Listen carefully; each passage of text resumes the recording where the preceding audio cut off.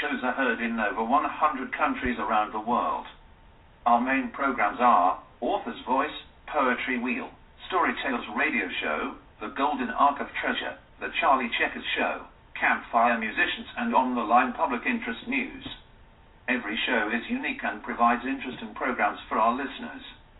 Join us each week at our campfire on Tuesday at 12 o'clock noon on XRQK Los Angeles and Airtime America.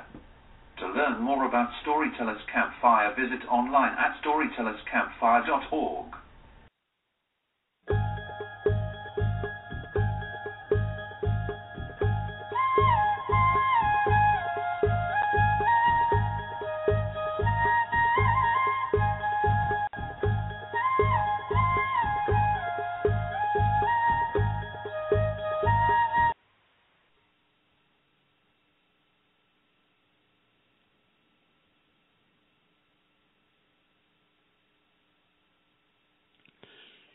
Welcome back to StoryTales in Progress. I'm your host, Rich-Gehlhausen. For tonight's program, I'll read a short story, The-Model-Millionaire, written by Oscar Wilde. Now, Oscar Fingal O'Flahertie Wills Wilde was an Anglo-Irish playwright, novelist, poet, and critic. He lived from October 1854 to November 1900, dying at the age of 46, and is regarded as one of the greatest playwrights of the Victorian era. It was one of London's most popular playwrights of the 1890s. In his lifetime, he wrote 9 plays, one rather famous novel, The Picture of Dorian Gray, numerous poems, and many short stories and essays. Now, Wilde was a proponent of the aesthetic movement, which emphasized aesthetic values more than moral or social themes. This doctrine is most clearly summarized in the phrase, art for art's sake. One of his short stories, The Model-Millionaire, is about a poor man who becomes rich through an act of kindness. And so now here it is, The Model-Millionaire by Oscar Wilde. Unless one is wealthy, there's no use in being a charming fellow. Romance is the privilege of the rich, not the profession of the unemployed. The poor should be practical and prosaic. It is better to have a permanent income than to be fascinating. These are the great truths of modern life, which Huey Erskine never realized. Poor Huey. Intellectually, we must admit he was not of much importance. He never said a brilliant or even an ill-natured thing in his life. But then he was wonderfully good-looking, with his crisp brown hair, his clear-cut profile, and his gray eyes. He was as popular with men as he was with women. He had every accomplishment except that of making money. His father had bequeathed him his cavalry sword and a history of the Peninsular War in 15 volumes. Well, Huey hung the first over his looking-glass, put the second on a shelf between Ruff's Guide and Bailey's Magazine, and lived on $200 a year that an old aunt allowed him. He'd tried everything. He'd gone on the stock exchange for 6 months, but what was a butterfly to do among bulls and bears? He'd been a tea merchant for a little longer, but had soon tired of Pico and Shuchong. Then he had tried selling dry sherry. That did not answer. The sherry was a little too dry. Ultimately, he became nothing, a delightful, ineffectual young man with a perfect profile and no profession. But to make matters worse, he was in love. The girl he loved was Laura Merton, the daughter of a retired colonel who had lost his temper and his digestion in India and had never found either of them again. Laura adored him, and he was ready to kiss her shoestrings.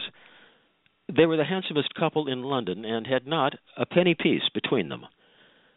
The colonel was very fond of Huey, but would not hear of any engagement.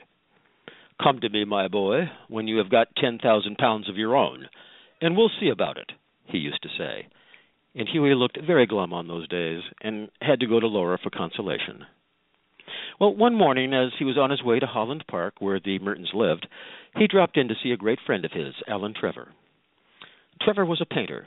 Indeed, few people escape that nowadays, but he was also an artist, and artists are rather rare. Personally, he was a strange, rough fellow, with a freckled face and a red, ragged beard. However, when he took up the brush, he was a real master, and his pictures were eagerly sought after.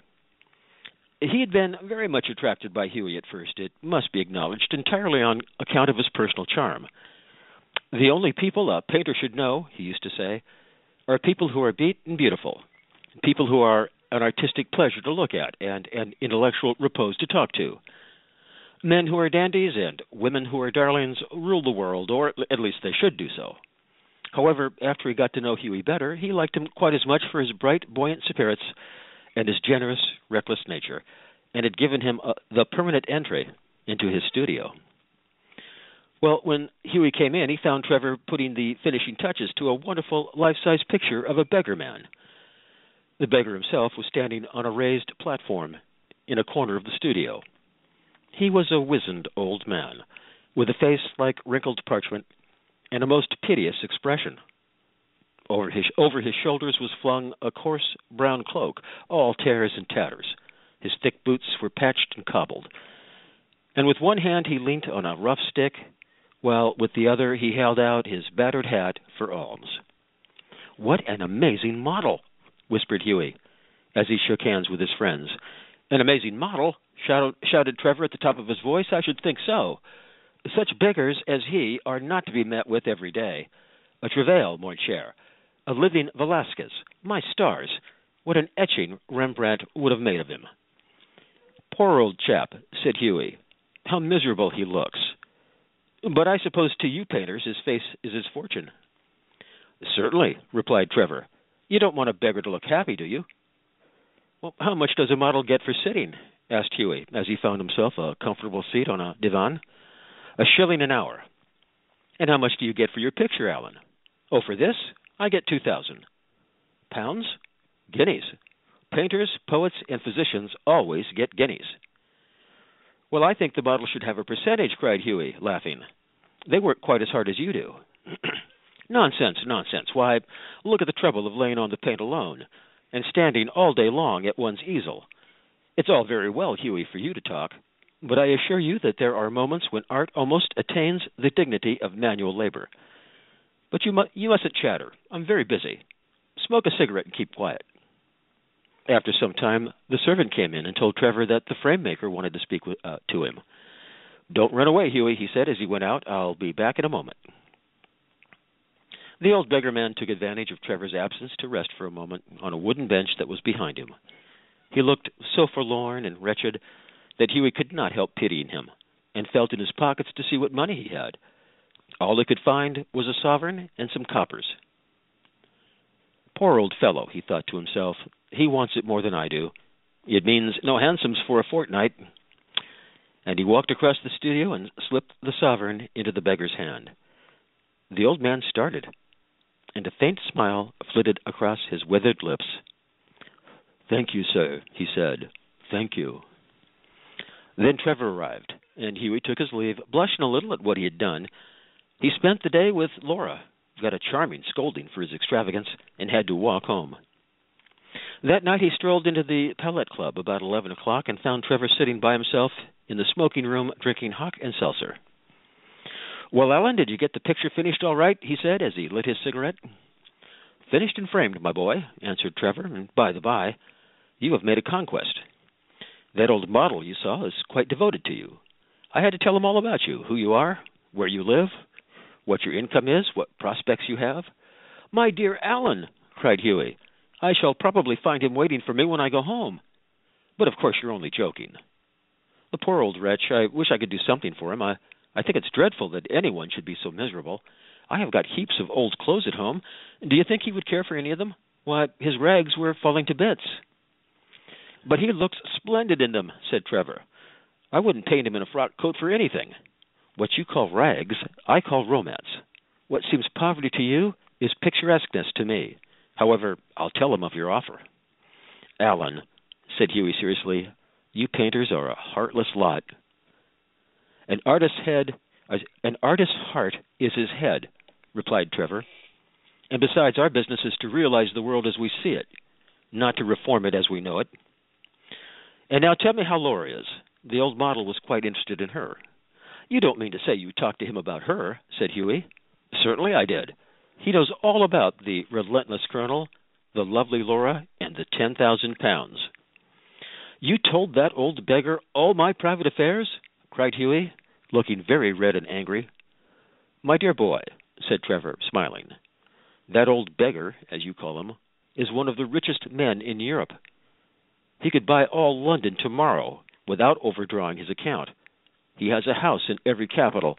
He dines off gold plate and can prevent Russia going to war when he chooses." "What on earth do you mean?" exclaimed Huey. "What I say," said Trevor. "The old man you saw today in the studio was Baron Hausberg. He's a great friend of mine, buys all my pictures and that sort of thing, and gave me a commission a month ago to paint him as a beggar. And I must say he made a magnificent figure in his rags, or perhaps I should say in my rags. They are an old suit I got in Spain." "Baron Hausberg!" cried Huey. "Good heavens! I gave him a sovereign." And he sank into an armchair, the picture of misery. "Gave him a sovereign!" shouted Trevor, and he burst into a roar of laughter. "My dear boy, you'll never see it again." "I think you may have told me, Ellen," said Huey sulkily, "and not have let me make such a fool of myself." "Well, to begin with, Huey," said Trevor, "it never entered my mind that you went about distributing alms in that reckless way. I can understand your kissing a pretty model, but you're giving a sovereign to an ugly one? By Jove, no. Besides, the fact is that I really was not at home today, to anyone. And when you came in, I didn't know whether Hausberg would like his name mentioned. You know, he wasn't in full dress." "What a duffer he must think me," said Huey. "Not at all. He was in the highest spirits after you left. Kept chuckling to himself and rubbing his old wrinkled hands together. I couldn't make out why he was so interested to know all about you, but I see it all now. He'll invest your sovereign for you, Huey, pay you the interest every 6 months, and have a capital story to tell after dinner." "I am an unlucky devil," growled Huey. "The best thing I can do is to go to bed. And, my dear Ellen, you mustn't tell anyone. I shouldn't dare show my face in the Row." "Nonsense. It reflects the highest credit on your philanthropic spirit, Huey. And don't run away. Have another cigarette, and you can talk about Laura as much as you like." However, Huey wouldn't stop, but walked home, feeling very unhappy and leaving Alan Trevor in fits of laughter. Well, the next morning he was at breakfast. The servant brought him up a card on which was written, "Monsieur Gustave Nadine, de la part d'M. le Baron Hausberg." "I suppose he's come for an apology," said Huey to himself, and he told the servant to show the visitor up. An old gentleman with gold spectacles and gray hair came into the room and said, in a slight French accent, "Have I the honor of addressing Monsieur Erskine?" Huey bowed. "I've come from Baron Hausberg," he continued. "The Baron—" "I beg you, sir, that you will offer him my sincerest apologies," stammered Huey. "The Baron," said the old gentleman with a smile, "has commissioned me to bring you this letter," and he extended a sealed envelope. On the outside was written, "A wedding present to Hugh Erskine and Laura Merton from an old beggar." Inside was a check for £10,000. When they were married, Alan Trevor was the best man, and the Baron made a speech at the wedding breakfast. "Millionaire models," remarked Alan, "are rare enough, but by Jove, model millionaires are rarer still." Well, that's the story. But what do you think was the point of the story? Well, here's just a portion of a summary and analysis of the story from the website www.oscareducation.blogspot.com. Many readers feel the story has a fairy tale quality. There are many chance factors in this story. Huey accidentally meets the disguised Baron at Trevor's studio. Then he gets the chance to have an intimate exchange of feelings with the latter. Accidentally, there's a sovereign in his pocket. Strangely enough, the beggar turns out to be a millionaire. Now, many critics have identified the story as a modern version of the old Jason legend. Jason was an ancient Greek mythological hero who was famous for his role as the leader of the Argonauts and their quest for the Golden Fleece. But we must not discard